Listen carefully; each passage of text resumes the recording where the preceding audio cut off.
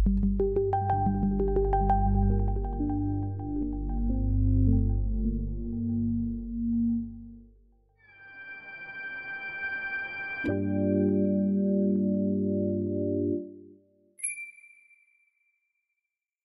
to speak here and to present that study. It had been done nearly 2 years ago now.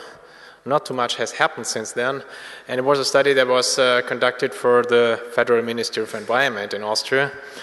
So I got a phone call in September 2 years ago, and they asked me if I could do it. And I said, well, we have a lot of data and a lot of people, that's okay, that's fine. So yeah, I will do it. When do you want to have the study? Yeah, 1 month would be nice. Well, I said 1 month, that's very short, but we will try. So it took us 2 months to make that study, but that was possible because everything was there. And I had a lot of people working with me, including, for example, Stefan Hausberger. He has left already, but he did the transport stuff. So the question was, can Austria be energy autark? And then first we have to look what is that word about? And this word is normally not used, or it was used during the Second World War, so it has some bad habits behind. And we didn't take it too serious. We said, well, we want to cope with our own renewable energies in Austria, and we will find out, is it technically feasible?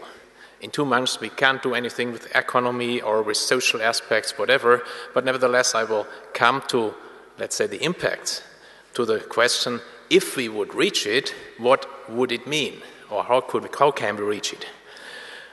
So, of course, energy autarky includes a lot of things, not only electricity, as we heard before. Electricity is only 20% of our end-use energy demand, but we have transportation, we have industry with us that needs high-temperature heat, that needs, well, coal for the steel industry, but we didn't look for that because this is not in the statistics for the energy end use. It's a non-energetical use, the coal we need for the reduction of the iron. Then the question is, do we want to be energy autark in every moment? We said no, we want to have the amount of energy that we need over the year, but we have to store the electricity in seasonal storages ourselves. That means if you have an overproduction, and of course the assumption is if all the neighboring countries are doing the same, they will all have a peak in electricity production in summer due to photovoltaics, as we heard before, maybe also due to wind that's more leveled. Also hydropower is not constant over the year, it's varying, it's more hydropower in the spring. So we said, well, we have to store some electricity, and also we define how much more pumping power stations we would need. That's the electricity storage with the highest efficiency of about 75%. Okay, of course, daily selling and buying of electricity is allowed, not to annoying the utilities because they make the money with that. In the moment, not that good because PV is making prices cheap during the day. And so we don't have cheap electricity for the night, pumping it up and having high cost and getting high price during the day. This is changing now because of PV, but nevertheless. Okay, then of course, if we're talking about energy autarky, we have to think about far more. We import a lot of stuffs. We import aluminum, we import steel, we import food for our livestock. We do vacations to somewhere. We import the clothes from China. Everything is made from China nowadays. So we import lots of materials that include a lot of energy. And we're talking about energy autarky. Shall we deal with that also? What are the people willing to accept is, of course, something behind. Why we should reach it, I will come back to the assumptions we made. Why we should reach it, I don't have to tell you. We don't know anything about energy prices in future, so every economic calculation we do today is nonsense or it's just out of stomach because we lack of every price estimates in future.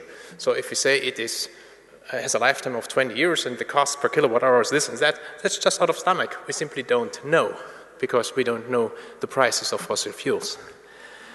The reserves you discussed a lot, I don't want to go in here. Also climate change, that's clear. That's one of our biggest glaciers here in Austria, how it went back over the years. You see it also in the magnitude of the glacier itself. And the EU is the driving force, far more than our local national political forces in Austria. So I'm happy that the European Union is really forcing us to do something and that we are proud of that, because nationally there's nearly nothing going on. It's just the economic crisis that is on the agenda. It's not, in the moment, fossil fuels or renewables or greenhouse effect. Okay, so I had a lot of people working with me, and that was nice, otherwise it wouldn't have been possible. So Stefan Hausberger, we heard today, Michael Cerveni, you know, he's here, one of the people organizing this conference, and others were also included here. So first we need to have, if we're talking about even energy reduction of plants, we need to define the boundary conditions. We need to define a baseline where we start from, and we have to evaluate the potentials. We heard something about the potentials of worldwide. I now come back to Austria being national, so we're looking about the Austrian potentials of renewable energy carriers. And then we have to match it with the demand, and we have to define how much do we have to reduce the demand of end-use energy. That does not mean to reduce the demand of the people's needs. That is only end-use energy demand. How much we have to reduce to match the two, the possibilities of fuel, of renewables, and the demand. And then, of course, what we took here, we defined state-of-the-art technologies. We have one new technology, which we will hear later, or quite new. It's not really new, but it's, well, new in the way of thinking. And we set up scenarios. The boundaries were, we take only renewables from Austria. We don't import them from South America or from Desertec or wherever. We take what we have and see what it mean. About the storage I talked already. We also said we do not touch our agricultural land because we need it for our own food. And if Austria is growing in the next years, and it was growing in the last years by population, so we will need our land just for making food, so we don't touch it for energy, the currently used agricultural land. And what we did not take into account, because it would make things far, far more difficult, we did not take into account the backpack of imported stuff, because that would be additionally 44% of energy. But we clearly said that we didn't do it. But all the rest was in there, building, mobility, and production. Okay, and then we made two scenarios. And the message we wanted to tell the people is, you don't have to reduce your energy services. So you don't have to reduce the square meter of living area or of office area, or you don't have to reduce the person kilometers or the ton kilometers of goods. You just have to do it different, probably. So the message is no reduction of energy services. You don't have to reduce your own needs. If you even do that, it would be better, it would be easier, but you don't really have to change. Okay, sorry, that was the wrong one. So the baseline in Austria, we saw it's similar thing from France. This is the energy we have, this is the energy we import. We have a lot of hydropower, that's 70% or 60 to 70, depending on the year, on our electricity production. But this is only 13% of our total end-use energy demand. We have the same amount in biomass, we have a bit of gas and oil, and the rest is imported. And this has been used in transportation, mainly 98% depending on oil. This is in the buildings, and this is the industry in different parts. So we don't go into detail, just to get the rough figures. Then we have to define potentials. If you go to potentials, you have all possibilities to define it. You could say in Austria we have 84,000 square meters of land, we have 1,100 kilowatt hours per square meter in year, solar irradiation, so we end up at 10,000 times the energy Austria needs. Well, it would be fine. Where's the problem? Of course, the problem is in detail. So if you don't have to look at the figures. If you break down, for example, photovoltaics or solar thermal energy, then you need to have some places where to put it. So you can put it on the roof of buildings, on the facade of buildings, but not 100%. It must be facing in the right direction. There must be no shadow on it. So that's the end for solar thermal, because you cannot transport thermal energy over a long distance without losing everything or putting in a lot of electricity for the pumps. Of course, photovoltaics could be placed more dispersed, but not on the agricultural land and not on the land we need for the biomass, because that's used for something else. So you end up with, let's say, technical potentials. Also, the biomass. We have figures how much biomass is being grown of different types of biomass, how much it is. That was accorded, of course, with with other associations, so that fits also into all these Austrian things we did before, the numbers. So what was the outcome? The outcome was for, let's say, the biomass, the technical potential which could be used is a bit higher as the current use. So that we currently use already a lot of our biomass, but we use it in a sustainable way. So wood is still growing in Austria by 1% per year. So it is quite sustainable being done. Hydropower is also used quite a lot. Of course, hydropower, there is a very tricky thing of social acceptance. I will say in this place that 60 years ago we had the heroes of Kaprun. They were building a pumping power stations after the Second World War. 20 years ago we had the heroes of Hainburg, and they were fighting against the hydropower station. So that's how fast the acceptance of technologies is changing in our country and in our society. So for the more Austrian-specific audience, I would say, well, the biggest possibilities would be, of course, a hydropower station in Hainburg and in Wachau, but you cannot do it because it's not accepted. So here is something what the utilities thinking that is accepted. Then we come to photovoltaics, wind energy, solar thermal, ambient heat for heat pumps, deep geothermal. And here we currently use nothing. That is a very, very beginning market. In solar thermal, for example, we are third best of the world after Cyprus and after Israel in terms of how many square meters solar thermal plants we have per person per inhabitant.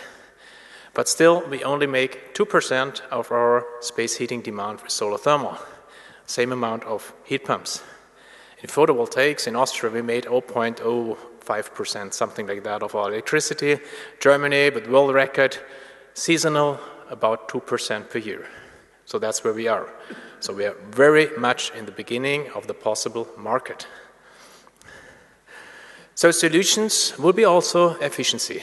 You told me already to talk about efficiency. And I think the biggest energy waste that we have right now is spatial planning, which is not really existing in Austria. It's existing on paper since 20 years, but we don't do it.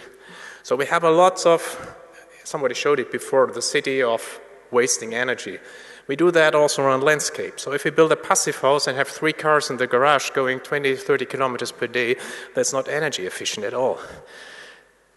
So spatial planning would be something that had to be done.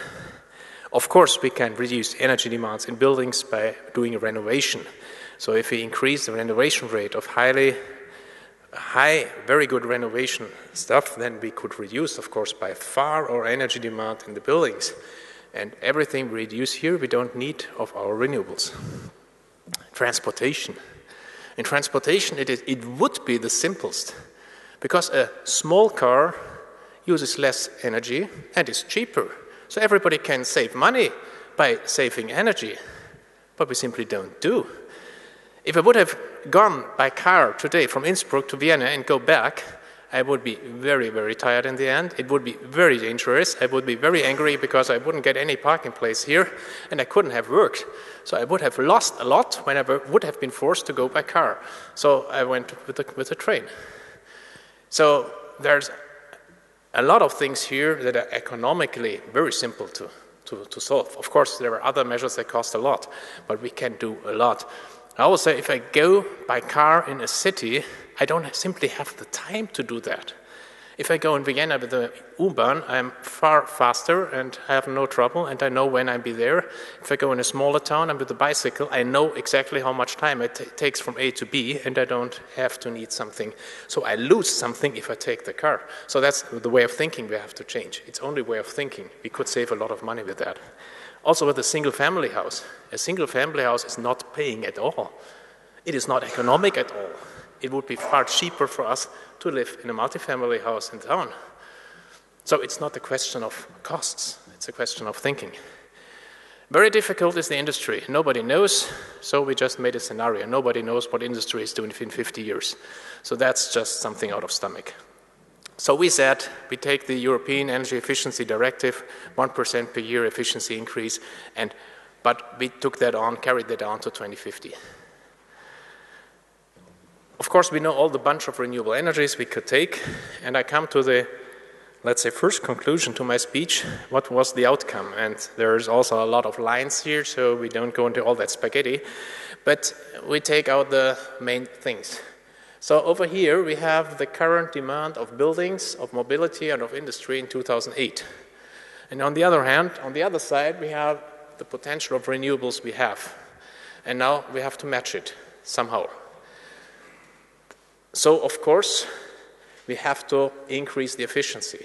So in the building sector, including the electricity demand in the building for the computers, for the lighting, for everything, including the office building, everything, we have to reduce the energy demand by 50%. And this here is a scenario where we have even an increase in the energy services by 0.8% per year. So it's 50% increase per year, but we include here, just to show the people the population could grow, or we could have more energy services if we like to have. But 50% reduction, that's relatively easily to be done if we increase the renovation rate and make energy efficient buildings, and may even reduce a bit the electricity demand in the building by efficient services.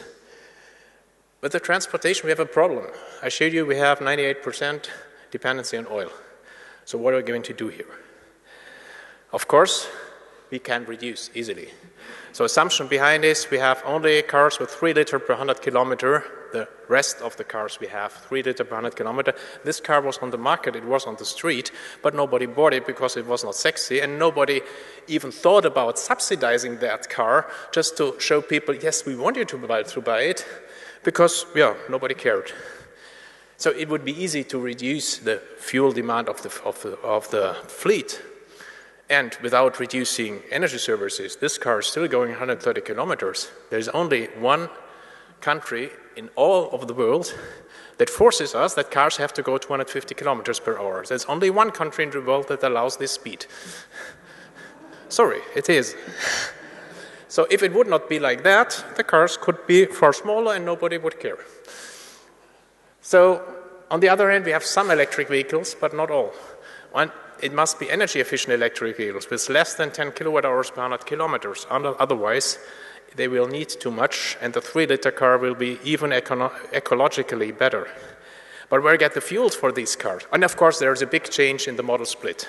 People go to public transport. Of course, public transport has to be a lot of investment being done there. Also here, of course, let's go to the goods transportation. In this assumption here, we put 100% of the over-regional, the inter-Austria goods transport on the train. No goods transport on the motorway anymore over longer distances. What does that mean? So just imagine, for example, we need 8 lines at 8 tracks on the Westbahn. We need probably 4 or 6 tracks on the Southbahn. So what we're talking about tunnels in the moment and discussing of core arm tunnel and whatever, that's peanuts to what we must do to reduce that transportation and to put it on the trains. So that will be a lot of investment. It's not the individual transportation. That doesn't need anything. Industry, as we have an increase of 0.8% per year and 1% efficiency per year, not too much changes.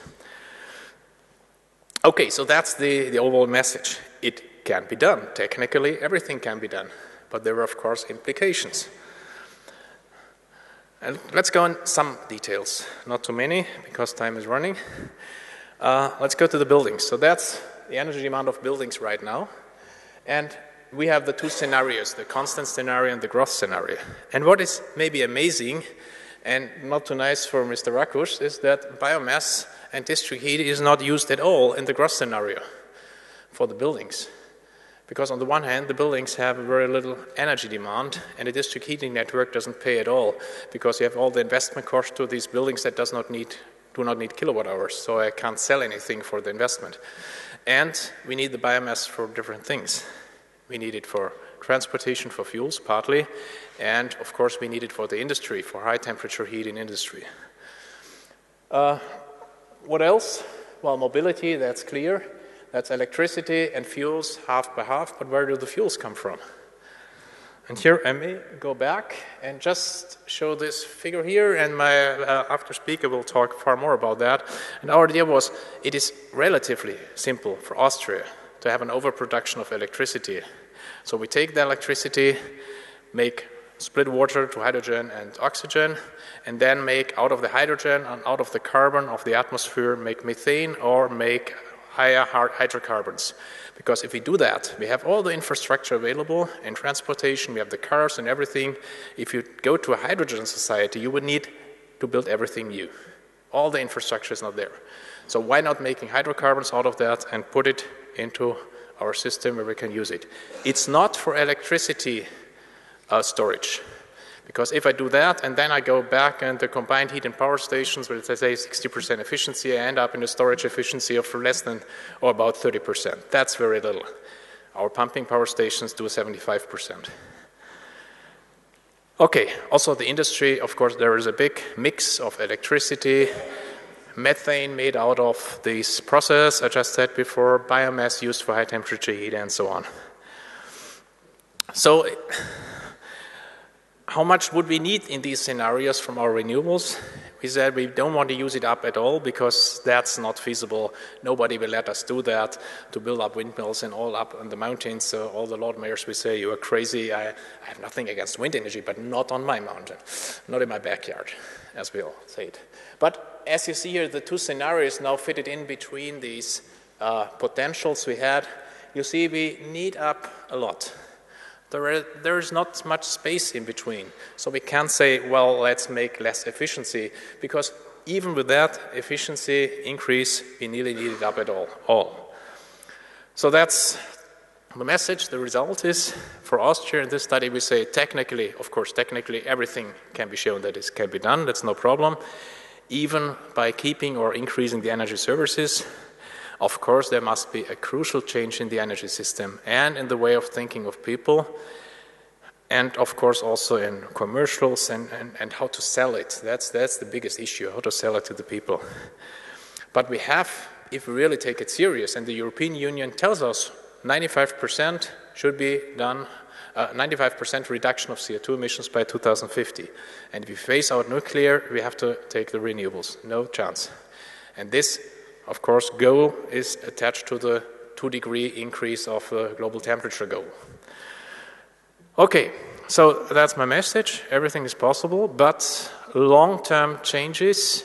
So if we really want to go that path, we need political decisions right now, because everything takes a long time to grow up, all the technologies. And I am a bit pessimistic, because even in the last 2 years, nearly nothing has been done. So thank you very much.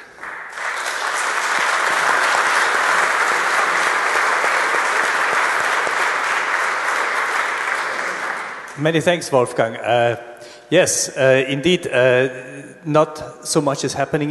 Right now in Austria, we are having a debate on an energy efficiency law, which we are only having because the European Union forces us to do that. And there is an uproar of